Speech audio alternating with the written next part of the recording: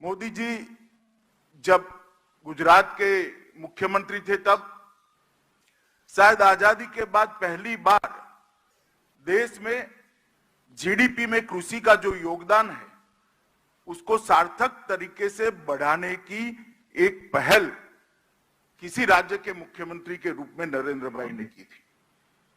सालों से जीडीपी का एक हिस्सा कृषि उत्पादन रहा ही है, मगर कृषि उत्पादन के माध्यम से भी जीडीपी बढ़ सकता है और एक वैज्ञानिक तरीके से जीडीपी में बहुत बड़ा कंट्रीब्यूटर बनाया जा सकता है और किसानों की समृद्धि के लिए भी काम किया जा सकता है। उसका उदाहरण पूरे देश में सबसे पहले जब प्रधानमंत्री जी देश गुजरात के मुख्यमंत्री थे तब हुआ और कई सालों तक 10% ग्रोथ कृषि ग्रोथ रेट को बरकरार करते हुए गुजरात ने उसको सफलतापूर्वक किया।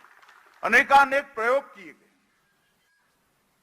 कृषि महोत्सव के माध्यम से एक्सटेंशन की सारी गतिविधियों को किसान तक पहुंचाया।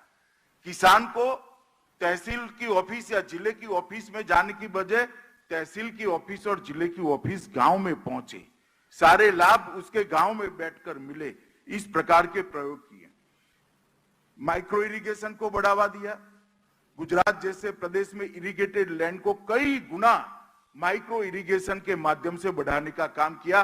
पानी जितना था इतना ही था, परंतु उसका उचित उपयोग कर वैज्ञानिक रूप से उपयोग कर अनेक गुना सिंचाई को बढ़ाया और 10% का कृषि का ग्रोथ रेट 10 साल से ज्यादा समय तक बनाए रखने का एक कह सकते हैं रिकॉर्ड नरेंद्र भाई के नेतृत्व में हुआ है।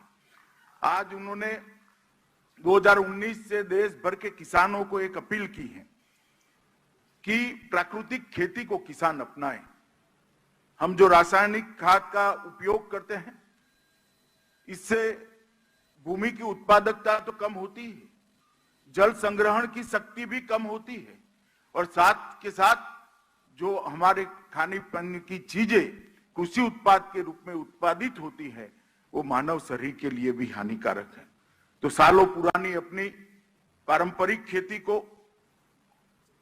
प्राकृतिक खेती को पुनर्जीवित करने का एक बहुत बड़ा अभियान प्रधानमंत्री जी ने लिया है और उन्होंने लाल किले की प्राचीर से देश भर के करोड़ों किसान भाइयों को अपील कर इस मुहिम में, इस अभियान में जोड़ने का आह्वान किया है।